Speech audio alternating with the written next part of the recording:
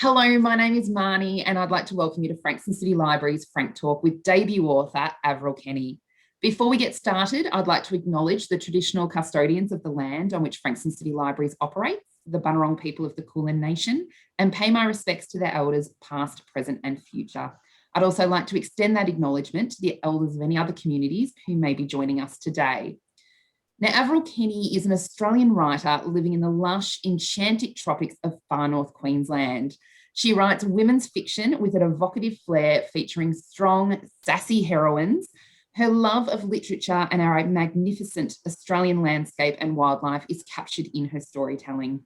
Her debut novel, Those Hamilton Sisters, is a warm, captivating and irresistible story of love, family, secrets and finding your place in the world. Averil, thank you so much for joining us today. Oh, thank you so much for having me here. I'm really, really excited. It's such a thrilling opportunity. So thank you. You are most welcome. We're so happy to have you here. What compelled you to write Those Hamilton Sisters? Oh, it feels like this story's been in me for so many years now. So it's hard to really know what was the igniting moment, but it started about 15 years ago actually that the idea first came to me. I was a brand new mother. We were living in overlooking a sugarcane field. I was working in tourism at the time, and every afternoon we'd come home and we'd walk through the sugarcane fields as the sun was setting over the fields, and I just felt this kind of magic all around me and this creative magic. And that was when the idea first came to me. I knew how the story would end. So it was sort of the ending was in the beginning for me. And that was when the story first started setting off. It took probably about four years actually before I then had essentially my characters and the plot really come out. But I say that I put my whole heart into the story. So it feels like I've just poured everything that I love into this book. I would agree with you because it is such a lovely read. And I actually love the fact that the book has ended up being called Those Hamilton Sisters rather than The Hamilton Sisters. Absolutely. Because we are talking about essentially a small country town in far north Queensland that really have opinions. They are a very opinionated population. And I love the fact that in No Avail, as they arrived, it was those Hamilton sisters. It's what your mother did, those girls. And it's probably the way the town will always speak of them, even though I now know the outcome of that book, how they will always speak of them. Was that the intention when that book was titled? Absolutely. So I would love to take credit for the title, but that was actually my agent thought of that title. And as soon as she said it, I just went, oh, it just captured that feeling of the book, and it captured that sense of being known by your last name and your family history and legacy and all those things that are entailed in those Hamilton sisters. I love on the book as well the little flourish on those, it's those Hamilton sisters. So absolutely, yeah. I actually, something I found quite funny in the book is I'm actually a very active member of the Country Women's Association. So the CWA is mentioned quite a bit throughout the book. And it was quite funny to know that it doesn't matter where you are, there are always those people. But also, obviously the welcomingness of the CWA and things like that. Did you have to do much research into the CWA, or was it just thrown in there? Because Queensland is a very, very active community when it comes to CWA. Yeah, I mean, I tried to use the CWA because it is such a huge part of the communities here, but I used it because that's what my characters were involved in. That was their community and bonding. And so for me, I'm involved in the P&C at our school.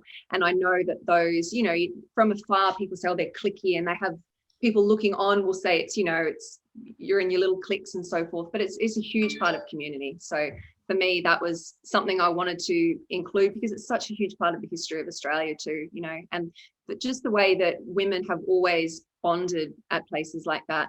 And obviously we're all personalities and we all have our little pecking orders, and yeah. Very, very true. Now, what drew you to writing historical fiction, and why that particular time period for you? Well, I was really writing from my experience growing up to start with. So I was thinking of my growing up period, which was more the 80s. And I actually wanted my story to begin in the 70s, but the story itself belongs in the 50s. And that took me a little bit to come to terms with where I was actually writing. So I would say the story predated the era, the actual plot itself. And then I needed to research the era, and I needed to look into the attitudes and the fashions and all that kind of thing that were more on the edge. But the actual story itself was born out of that in that era. I love mid-century. I love the fashion. I love, the furnishings. I spend a lot of time in op shops and secondhand stores, and I just love collecting, mid-century things. And I find that we often look back and we say, oh, the 50s, and we talk a lot about the traditional roles of the 50s, and we talk about how perhaps people have a conception these days that women back then were weak and they were trapped in their roles, and that can be true to some extent, but also my grandmother was raising a family at that time, and she's the strongest woman I know. It was an incredibly strong generation for women, and I really love that. I love that, there was the traditional homemaking side to it, but there was also women that were running their household and large families, and really they could be the head of the household in a way that I feel I'm not even as capable as they were. So I really wanted to capture that as well, that sense of these women who traditional roles, but also so strong. Absolutely. And I really love that this story highlighted the role of women in that time period, and also their push for more rights. So I did note that Olive has her dressmaking shop. Sonnet works in the bookshop. But what I loved was the references to Sonnet wearing capris and other pants throughout the book, almost as a stand against the expectation of her wearing a frock. Yes, that's right. Yeah, I really like that sense that she, without giving anything away, she perhaps tries that more feminine dress style for a while there, and then she goes back to what she feels comfortable in. And I really find that I love wearing dresses. I really love feeling traditionally feminine, but I know that there's something very empowering about when you're wearing pants for the day and you don't need to worry about your skirt blowing up or, anything like that. And for my character Sonnet, she's someone who needs to be able to get in there and tackle life, and she doesn't want to be worrying about things like that, Absolutely. And it's interesting because I actually chose to wear a dress today, and I'm a bit like Sonnet. I don't wear a lot of dresses, but when I do, it's intentional. And I think that was very much evident in the book around Sonnet's character. Right. Yes. Yeah. I really like that. And particularly because her mode of transport, she needs to be wearing something she can get in there and take on life herself. Absolutely. Now, you had such intricacies to your characters. Did you face any challenges while writing your characters, particularly a character like Olive, who has many layers to her, and someone as headstrong as Sonnet? Mm-hmm. I mean, I drew on my experience of motherhood in a lot of aspects, even with Olive. There's a side to Olive that comes out a little bit later in the book. There's some hidden sadness there, and there's been some tragedies in her past, and I drew on my experience of that. And there's obviously always little shades of people that in the sense of a mother-daughter relationship can then be extended out to a mother-aunt relationship. And we all, I hope that we feel that familiarity in their relationship there, and you get that sense of the conflict that we have as women. And when you've got two strong women, strong in very different ways, trying to run that little family that's developing there. Yeah, I completely agree. And it really was a lovely story. And in a way, while I was moving through it, it kind of reminded me a little bit of Little Women, in that I felt like we were being given the privilege of actually growing up alongside Sonnet, Fable, and Plum. Was that the intention, or is that just the way everything unfolded? I wasn't a plotter with this book, so I knew how it would end, and I knew who my characters were. So it began with I had their mum Esther come to me, and I say that she came to me with these daughters of hers, and she wanted me to take care of them. So I began where I was like taking over for someone else's mother who had recently passed, and I felt this really like so much love in my heart for these three characters. And so I sort of always felt as the writer like their mother, like I was raising them myself, but they were taking the lead, which is very similar, I guess, to our own children, that they're part of you literally, and then as they're developing, you're more and more taking your hands off and letting them run their own lives, really, and then they're unfolding before you and you discover who they are. So the characters themselves ran it a lot of the time. The chapters alternate, And when I would step into one of the other characters, I would find parts of their personality would then influence my life itself in the way that I would act. So when I was writing Sonnet, I was stronger and bossier and more assertive. And we won't ask my family what they thought about that. They probably could tell when I was writing Sonnet. And then when I was writing Fable, it was those dreamier phases of my life. And I would very much feel that, you know, the love of nature and the imagination and creativity. And, you know, I always say Fable has my heart, and I would feel that. But they were running the story as in I would know, okay, I'm with Fable now, and they would just lead the way. So I think that's probably had a huge part to do with why it feels like, you know, you're watching them grow up. Quite literally, it was written over a period of probably about 7 years actual writing time in between pregnancies and motherhood and so forth. So I've grown up along with the story. And it kind of was that time period. It was about 7 years, because I felt that, you know, I was almost surprised when Plum suddenly had a voice. Yes. And I'm like, well, she's not and it is one of those realizations as a mother, when you realize, I've got a 6-year-old now, and yes, you suddenly realize that that child has a voice and they're not a baby anymore. And I felt I got that realization as we moved into Plum's voice, which was kind of exciting in a way. Yeah. I little Plummy, I feel sad in a way that the story, you know, it can't quite take in her full growing up. There was parts that I cut out that did involve more of Plum, but I mean, the story as itself is a really big book already. So, you know, down the track, perhaps I could look at Plum's growing up, but it does make me feel sad that we end just as she's coming into womanhood like that. I did find it interesting though, because her voice is very different to Sonnet and Fables, and I think you really captured the difference in her growing up. So having her aunt mother her rather than her mother. And I think you see how Sonnet and Fable have grown up as a very strong, headstrong, know what they want. They're not apologizing for anything in their life. They are who they are. Whereas we see Plum as almost a little bit scared. You know, she's a bit more reserved. And I think that would also lend itself to the way Olive felt about her relationship with Esther as well. Mm-hmm. Yeah, that's as her sister, without giving too much away. No, that's right. And it's really interesting to hear you say that, because I've written, probably it was about 150,000 words in the end of that book, which then I went through the process of beta readers, and I cut down over the years until it was at a publishable size. So there was a lot of Plum that I have written that will never make it to the page, that is now only really in my mind. And it's interesting to hear you say that, because you pick up on her so well, sides of her that really I feel they're only in my head. They're no longer on the page. And so I'm really happy to hear that, because she's a character who is in the shadow of her older sisters a lot, but I'm glad if people can really see her as I feel her, and as I wrote her, which really actually didn't make it into the book. So yeah, I feel like you could almost, if you do have those words sitting there, that you could almost give Plum her own novella.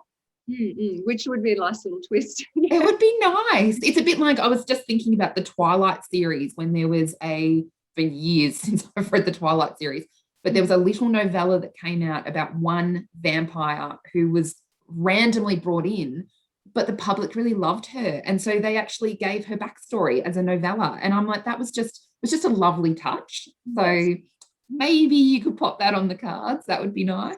I mean, when I was writing her, she always was my little novella. So her part of the story was so much smaller, and I always knew that she was going to be the small story. But yeah, I love that. That's really cute. She was a lovely character. I will say throughout the book, there were some quite confronting scenes in those Hamilton sisters. And I would actually like to take the opportunity to thank you for including those, as it really made the story real and honest for that time period, and even a current time period. So while you still maintained the, I guess, enjoyability, if that's a word, it was still a very enjoyable book to read. There were still confronting moments that were real moments in a young girl's life growing up. Mm-hmm. Yeah. I didn't want to shy away from those things. And I think when you, as a woman, you read a story like that, and we recognize so much of those experiences, whether ourselves or our friends or people we know, spent so much time, sitting around the table with aunts and my mum and my grandmothers, and women would always talk about these things amongst themselves, but often it wouldn't come out for many years down the track.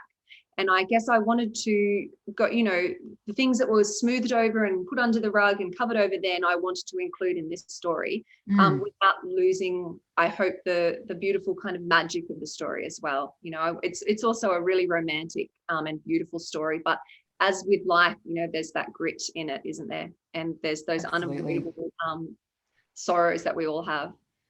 Absolutely. And I must say, the imagery that you have Fable describe and Fable create in her artwork is simply magical. And we are so lucky to know that we actually have that right here in Australia. And one of my favorite things is actually looking through your Instagram feed and being able to match it to scenes in the book, because Far North Queensland has the most amazing environment.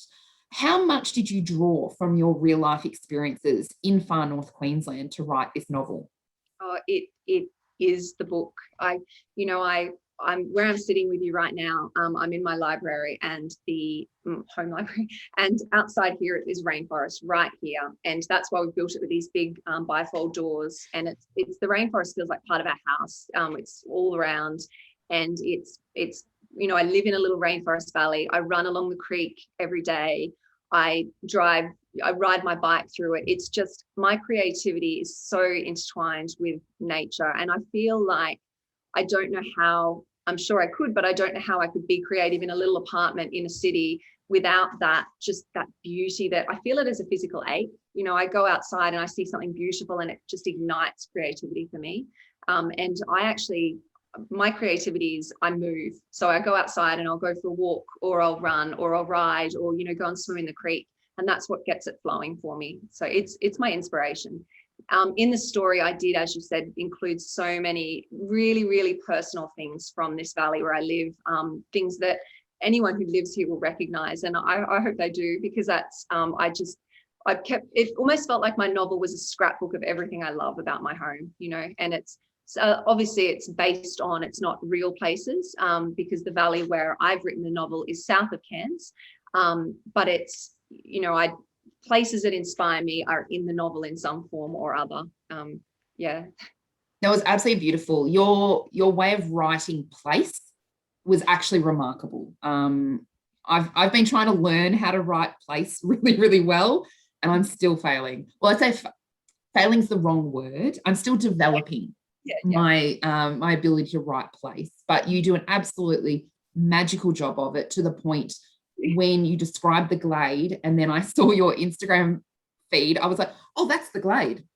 It was so magical and spiritual, and just, you imagine little fairies coming out, the same as in Fable's mind. Right. She does see these fairies in the glade as part of her artwork, and I can absolutely see how she sees those. That's so right. It's absolutely beautiful, and your writing is absolutely beautiful. Thank you. Well, as I said, she's got my heart, and it's, that's how I feel when I go out into all the places that I love. So yeah, I'm really touched that you've seen so many things on my Instagram that are the novel. That's really good. Yeah. I just find that it's, my creativity and nature are intertwined, but I feel that if you were going to write any story, you'd need to somehow immerse yourself in that place. I do have a very rich imagination, but I find it very hard to write something where I can't actually experience it with all my senses myself. It's making me think that I definitely need to go back to Arizona, because I'm currently writing a chapter on Arizona. So I think I might just need to pop back to Arizona. I think that sounds like a plan. It's interesting when you do go back to somewhere that you're writing about, and then you realize how much you actually you'd absorbed and you were writing without really realizing it. And I really love that too, when you visit a place, you go, wow, I didn't realize I'd captured that sound or that smell, or so absolutely. It's hard, isn't it, able to travel.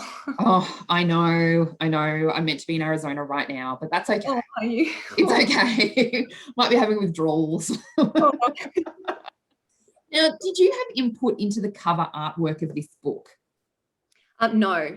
I'm not a cover designer, so thankfully not. I was really important to me that the girl's hair color all reflects, obviously, the hair color in the book, because they're all very distinct red hair, and that's something that's a major part of my story, that they've all received their mother's wild streak in their own way. So that was important to me. But the cover, I just absolutely love it. It's this real dense tropical sky. When I first saw it, I cry a lot over this book, but I cried because it's so, it's exactly how I pictured Heartwood, and it's the rainforest and the lush cane, and I really love it. And the dresses as well, the 1950s fashion. Yeah. And I feel that's really saying, we're here, we're back, this is where we live, and you are not going to get it. You're not getting rid of us, basically. That's right. And it's the interlinked arms as well, which I love, how it conjures up sisterhood. I really love that. It's we're in this together. Absolutely. Now, did you learn anything surprising while you were writing those Hamilton sisters, either through your research or through the process of becoming a published author? Oh, that's a really good question. I feel like I learnt a lot of things all the time. I probably really enjoyed going back and researching the 1950s in Australia with the weather up here in far north. So I've grown up here pretty much all my life. I arrived in far north Queensland when I was 8. And so I've experienced a lot of cyclones and extreme weather over the years. And so I've seen the development of systems around that from the 80s through to now, and obviously the internet and all sorts of things that have come along. So I then had to go further back into the 50s. And so that was really quite interesting, trying to grapple with what it was like back then. I spoke a lot to my father-in-law, who was here in the 50s when they had some cyclones hit Cairns. And just to get that, how it would just come out of the blue, and you would plot a vague location based on the information that was coming in, and even, we've got storm chasers that can see things a week out, and it's not perfect, but you'll get this information a week out, whereas they were looking for a red pennant flag hanging from the postmaster. I really, really loved that side of it. And just talking to people with firsthand experience of the cyclones back in the 50s here in Cairns, and the cyclone had basically started crossing the coast and go home now. So that was interesting. In terms of what I've learned, that surprised me becoming a published author, I'd have to say everything. I mean, I'm a debut author. It's all new to me, and every step of this journey is just overwhelming and mind-blowing, and I feel like such an imposter, really. It's the new girl at school feeling again. Just looking around all the time, am I doing this right? I'll tell you what, us women and imposter syndrome, sometimes I want to shake myself. I have to say, you are most deserving to be here. It is an absolutely wonderful book to read. It's an easy book to read. I find there's nothing worse than having to go back and work out what went on to understand where you are. And this just flowed, and you can tell the love that you've put into the book. And also obviously a very good editor as well. I think we don't talk about editors enough. They're absolutely magical people. Did you always want to be a writer? Oh, all my life. Yeah. I was 5 years old when I decided that's what I had to do. I always knew I wanted to be a mum, but it predated even being a mum. I remember I was 5 years old and I was sitting in the back of my parents' car. Mum was a florist, a small town florist. She was driving up to the flower market in Sydney, and I remember I had on my lap the Magic Faraway Tree, Enid Blyton, and I was actually quite an early reader. And I just remember holding that book and thinking, well, this is what I have to do with my life. I have to be a writer. I'm going to write a book. And that ever since that moment, that's what I've been working towards. And Mum would say I'd be sitting in the back writing, which is probably where my terrible car sickness came from. Yep, I completely understand that. You can't put your head down. I've written all my life, and I actually wrote my first novel when I was 19. It's not publishable, but I finished writing a novel by 19. It's all through school. I was always looking ahead. Well, what career will I knew that being an author was something that getting published was very, very difficult. And I knew that was this, the dream of all dreams, but I knew I wanted to do something that would be building me towards that. So it was always I'm going to have children, and I might do this degree and I might do that, but always it was, but then I'm going to be an author, but then I'll be an author. Yeah, because you studied journalism as well, didn't you? Teaching and journalism? I did. So I did teaching because I thought I'll have lots of time to write around teaching. No, that's right. And I also did journalism, which I had moved down south at that point with my then boyfriend, and was living down in Brisbane, and I did a journalism degree at UQ.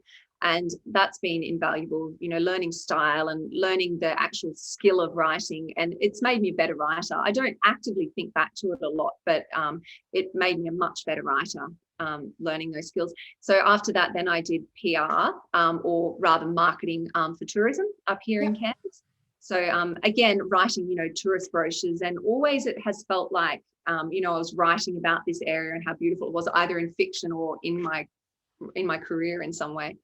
Oh, that's a pretty lucky way to be working, really, to be writing about something you love constantly. And I have to say, that's how I feel about libraries at the moment, because I'm the same. My background is PR, and to be able to write about lifelong learning and chat with authors and allow access through doing those things for people to enjoy them as well, it's a gift, really, isn't it? Right. Yeah, that's exactly right. Now, given your given publishing a story was your lifelong dream, what was it like when your manuscript was accepted by Echo Publishing, and what was the process like for you? How did you go from how did you go from being a writer to that manuscript being accepted and then a published author? So I had, as I said, I wrote my first novel, which was about 100,000 words when I was 19. And I then went through university and had children, and it was always, okay, so I'm going to be published by the time I'm 30. And then obviously children and university and work, and that didn't happen. And then when I had my 30th birthday, I said, well, I'm going to be published by the time I'm 40. That's, in some way or other, I'm going to have a novel by the time I'm 40. And obviously I already had the story by then, and I was already writing it. So it felt like something that I know how it's going to end, and it's going to take me some time, but by the time I'm 40. And then life kind of got away. I kept writing, but it just seemed to take a lot longer than what I thought it would. Really knuckled down probably when I was about 37. And then I had a finished manuscript, which I sent out to beta readers, and was working on it then, multiple edits from feedback. It was a very bloated manuscript. It was, as I said, probably about 150,000 words. So I was really cutting it down and getting it to to the story state. And then I tried a few slush piles, probably 2018, I think it was. I sent it off, and you don't really hear anything. You might get back a receipt email thanking you and so forth, but it just kind of disappears, and you're not getting feedback. So at no point had I actually had proper feedback from anyone in the publishing industry. So I really was still, in my heart, this story, I want to share it with the world, but you're not hearing anything. So the feedback from beta readers was amazing and was really encouraging me, but that was about where I was. So then I decided, well, I'm nearly 40, so I'm going to self-publish this book. And I thought, if it's, this story, I want it shared no matter what. And if it's read by 50 people, well, I want it to be 50 people that get the best version of this book. So I decided I'll get it edited, and then I was going to launch it on my 40th birthday, which was actually in March 2020. So there's a bit of a spoiler alert there. And so I sent it off actually to a freelance editor, Alexandra Nalas, and she is absolutely brilliant. I had to wait a little bit to get into her. She's very busy. So in the meantime, I just kept refining the manuscript and kept working on it. And then I was also having to think about things like cover, and obviously I couldn't do any of those things myself. So I was trying to get experts to help me with all of those aspects, trying to bring it together to publish on my 40th birthday. And then when my manuscript was away, I was getting ready for that final party, big launch and so forth. Still this virus thing is, on the horizon, but in the periphery.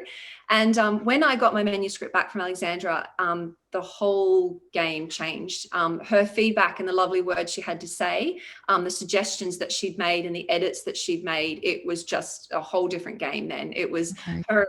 She was the one that was instrumental in encouraging me to think about traditional publishing, not to rush into self-publishing. There was never any guarantees. So it wasn't like I knew, oh, okay, well, I can get published now. It was just, well, maybe I won't rush in. Maybe this 40th birthday dream can just be put to the side, and I'll go down the traditional path. I hadn't actually approached any agents before. So then I thought, well, maybe I can get an agent, which felt like this huge thing that was beyond me. But I was able to be introduced to Stella Anthony, and sent my manuscript away to her. And then she called me to say that she would take me on. So that was my jumping up and down, head hitting the ceiling moment. I just couldn't believe that. It was mind blowing. I pulled over my car on the side of the road and just again cried and cried because I couldn't believe that such an amazing agent would want to take me on.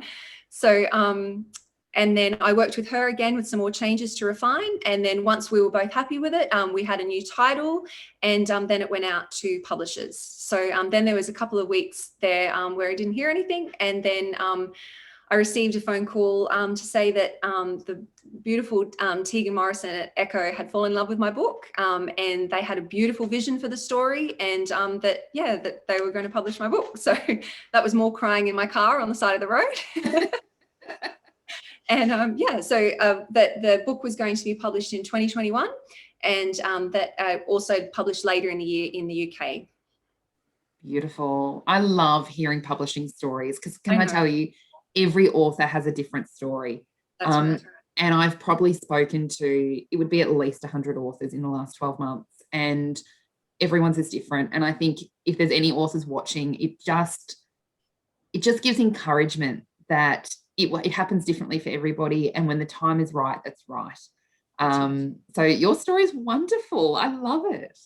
But I mean, it had a happy ending because if I'd published it on my 40th birthday, well, as it turned out, my party and all the celebrations were cancelled, so the book launch wouldn't have been ahead. And I do like the synergy that you've just let me in on. So that's I like that. If you haven't read the book, please read the book. Now, who do you show your work to first? When that manuscript was done and you went, oh God, I need somebody else to read this, who was it? Oh, so my husband's my first reader. He read my first novel at 19. Oh, well, I'd written it when I was 19. He read it when he was 21. And he remains the only person to this day who has read that book. He's my first reader. So I always hand it to him first. He's very smart and he's a big reader. So that really helps me. His tastes are very different to mine, which I find is actually really good. And so, he'll go through it with a fine tooth comb, red pen, which causes, I can't look at him when he's editing my book. Too personal. Yeah. No, he'll go through it. And, we used to vie for top of English at high school. We actually went to school together. So, he's someone I really trust, and he's no nonsense, and he gives me the truth about things. So that's my first step. And then I have my mom and my sister. I've got beta readers that it'll then go out to. But now having an agent, she's actually the next step after my husband, and her feedback's amazing. Having someone who just is so knowledgeable and she knows fiction, that's been fantastic. So I've worked with her quite closely on my second book throughout the last year. So good to know that there's a second book. Now, I enjoyed those Hamilton Sisters on audiobook, and it's narrated by Sarah Kantz. Did you have input into the audio production of the book at all? No, she actually lives in the UK, so that was all done through my publisher in the UK. I was sent a sample in the early stages of her voice, and I thought, oh, perfect.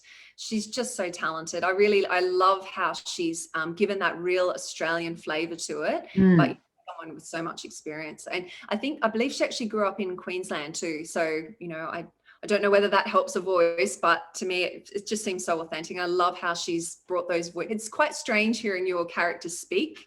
You hear them speak in your own mind, but to hear them speak aloud is like when you see them on the front cover, they go, oh, they're real characters, they're people. Absolutely. And I think that would be a remarkable feeling. Because they're alive. Yes, that's right. Yeah. And hearing someone else's delivery too. I through a library Zoom call I was doing a couple of weeks ago, I read the early part of my book, and now when I hear myself read it, I think, oh, I'm not as good as the narrator. Not a competition, Averil. No, but I'd rather her read all my books to me from now on. She can probably arrange that, really. Now, tell me, what's on your reading pile at the moment? Oh, I'm actually reading A.S. Byatt. It's sitting over there, The Virgin in the Garden. So a bit of an old one. I found that at a book exchange. So I've just been reading that. I've had terrible trouble reading as I've been bringing the second manuscript through to the end. I just couldn't seem to focus on other people's words. But yeah, that's what I'm reading at the moment. I've had a few authors say the same thing, that they will almost binge read in between manuscripts, the authors they love and the genres they love, or what they're about to start writing. They'll binge that genre and then they have to stop and just do the book. Otherwise they get, I guess, confused almost between the characters, and they don't quite have their characters top of mind because these other ones are living inside them. Is that very similar to how you feel when you're trying to read and write? And actually, no, I guess I feel my own voice very strongly. So I don't have trouble feeling like I'm absorbing anything that I'm reading. I have just had trouble concentrating on other words. When you're really deep in that editing, of your work, I find it quite hard then to go and sit and read something else, because my mind is all the time in the background running on the book. And I feel it's like a program that's open until I've sent that away for editing or put that away. It's just this program open all the time. So I hadn't been able to concentrate, but I just read voraciously. I don't watch TV or watch movies really. So I don't really have a problem reading a lot. I actually quite like reading different genres when I'm writing. I write women's fiction. So I'll love reading something that's, say, a dystopian thriller, something like that, just because it gives you that feeling of a palate cleanser. Yes, it's almost the coffee beans in between when you're, I was thinking about wine tasting, but that's a little bit different. So I was going to start back. It's coming into winter. I was thinking about red wine. Sorry, guys. Averil, I'm always interested, what do you like to do with your spare time when you're not, mumming and writing? What do you enjoy doing? Read all the time.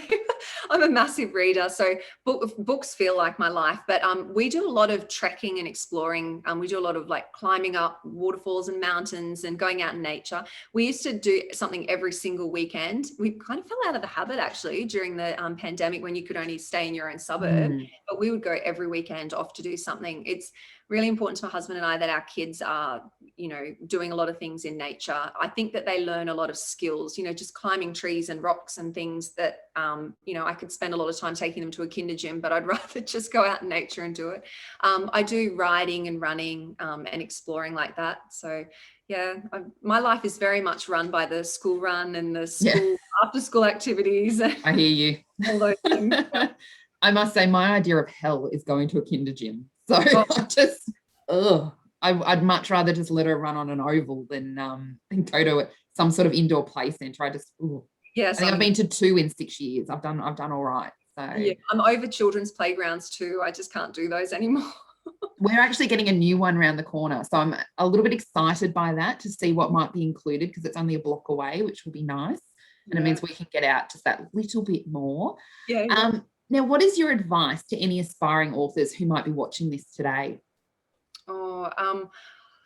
I feel that they often say that everyone's got a book in them. And I feel, if there's that book it's there all the time coming into your mind, I really feel like you need to make the time to sit down and write. And whether that's you get up half an hour earlier and just write, or just before you go to bed, you just have to put it as something that you're fitting into your life as a part of your daily routine, and you have to give it a priority. I feel like, don't die with your story inside you. Don't, just let that be the thing that you wish you'd done. I really feel like that people just need to fit it into their days, and make it something that you can't interrupt it.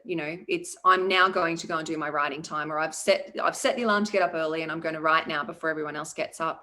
And then my other big advice is always to read. Just read and read and read. I can't emphasize that enough. You're a writer and a reader at the same time always. So, and I find writing so endlessly inspiring, and reading anything. It's a book, even that you don't enjoy, it still inspires me. And holding that book in your hands as well. I feel like you need to surround yourself by the thing that you want to create. Absolutely. That's my excuse for the piles of books that are sitting on my floor. So I need to actually build a bookcase in the next couple of weeks, I think, and inbuilt, because there's a few piles. I have a trolley. I have trolleys that I push around with piles of books now. So that's a good idea. Keep them up off the floor. But also buy so many books that people don't notice when you've bought new books. That's really important. Well, the good thing is, because I'm on my own, it's just my daughter and I, so I don't have to hide them. Although maybe I'm hiding that knowledge from myself. Well, my children say, why didn't I get them a book? So absolutely, which isn't a bad thing. It is not a bad thing. Now, what do you hope that readers will take away from those Hamilton sisters? Oh, I feel that that's a good question. I really hope that people walk away uplifted from the story. I feel that my Hamilton sisters go through a lot of challenges, and they go through things that are really difficult, and there's that huge weight of past there hanging over their heads. But the story ultimately is uplifting in its ending. And I hope that people sort of come away from the story feeling the hope that there is always in writing your own story, and that, you know, we all come into this world from the very first day with this whole chapters behind us that will influence our life, but it's ultimately your own story, and you get to write the ending. So I love that. And so what is next for you? You're currently working on the next book? I am at the stage of waiting to hear back from my editor on the second book, and I'm in the dreaming stage of the third book. So I'm, where the ideas and everything starts to come up for me, and I'm starting my playlist of inspiring songs, and I have my little secret Pinterest board of images that inspire me. And so I love it. It's the possibility. It could be anything, and I really love that. Absolutely. Did you find that going from that first book to the second book, your process changed, your writing process? The process, not so much. I am very particular in the things I do that help me write, but writing to a word limit was a lot different. So, and also having a synopsis and knowing where I wanted to go in a more structured sense, still writing each scene, letting the characters take the lead. But that was different for me. I found it really great to have that discipline and to think, okay, so this is what I've committed to do, and this is where I want to end up, and this is my time frame. I really enjoyed that. It's the first book. It suited, as I said, the girls growing up taking the lead, and it was more drawn out, and I liked that. But for this book, it was great having that real structured discipline side to writing. And now that I have my youngest, who's 6, at school, it was great to actually have working hours where I drop him off. Much easier. I know. So much easier. Oh, I know. I'd write and he'd be asleep on me in a sling, and I'd be, standing up at the bench writing, bopping around to keep him asleep. So, we've gone from those days to now I have actual working hours, which I jealously guard. That's only, I guess, it's 9:30 to 2 in the end when you really look at the trip. So that time, and I'm not that inspired at that time of day either. I find that's my coffee reading time. It doesn't feel like a writing time. So I've had to work through that too. What are some of your rituals that keep you on track when you are writing? So I've got lots of things that for me create ambience. So I really need, I might be a certain candle smell that's evoking something. I'll have my playlist. I'll have my on a second monitor, the Pinterest images that are inspiring to me, or I'll have my own photographs. I'll actually have pictures that, as you've said, so much of my Instagram is in my book, is things that I see. And so I'll have things there that inspire me. I do need to get myself going in the morning with, I try to do morning pages. And so I'll wake up and just write whatever comes into my head, and it's ugly or raw, and it's not going to ever be seen by anyone, fingers crossed. And I need to get myself sort of flowing, and I feel like sometimes if you get those things there's something that's really worrying you, if I can write it out, then it's not bothering me, and I'm free to just write in that imaginary creative sphere. And so I also aim for a total each day. I feel that I need something that, so I write 1,000 words a day, and I need to meet that. And I find that if I've been, sneaking onto the internet or something like that, if I haven't met my total, I like to have that discipline there to come back later on in the day. I might actually hop into bed and do a bit more writing. Okay. I love that, because as you said it, I was like, oh, my candle sits on my desk, and when I'm doing my creative writing, I have to burn it. So I don't feel so clearly one of my rituals that I didn't realize was actually a ritual. No, yeah, I've got to have a pot of tea, a certain tea, and I've got to have, it all set up there. And I like to, have the space all clean, but everything there where I might need. And there's my AirPods, and there's my teapot, and there's my snack, which is always sugary. And I've gone with popcorn lately. That's been I just figure it's a little bit better than, it's not buttered popcorn or anything. It's a good popcorn, but I'm like, that's a little bit better than grabbing the Savoys or, you know, some cheese or the chocolate, which was the week after Easter. I don't know, I couldn't even tell you how much chocolate I downed while I was riding. So that thankfully has been exhausted. That allocation of chocolate has been exhausted. So yes, no, I love that insight. Thank you so much. And tell me, where can people find you online? So my website is averilkenny.com. I'm an Averil Kenny author on Instagram. I'm on Facebook at Averil Kenny author. And I just try to keep all those things updated, really. My blog's a little bit behind, but yeah. Oh, no, I love it. And I must say, your Instagram feed is lovely to follow. So I know it was nice. I know it was nice for you a couple of months ago to have that blank canvas, being a debut author on an Instagram feed. And you are doing a wonderful job and giving us a lovely insight into far north Queensland. So I'm absolutely loving it. Thank you so much for joining us today, Averil. It's been an absolute pleasure. Oh, thank you. I've really, really enjoyed it. I feel very lucky. Thank you.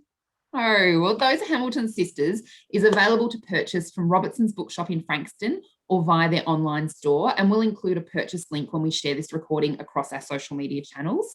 Keep an eye on the Frankston City Library's website for the great Frank Talks we have coming up, including social researcher Hugh McKay, and we're presenting him at the Frankston Arts Centre. And Kirsty Manning is also popping into Frankston Library to chat about her latest release. And we have so many more wonderful authors coming up. Thank you so much for joining us for today's Frank Talk with Averil Kenny for Frankston City Libraries.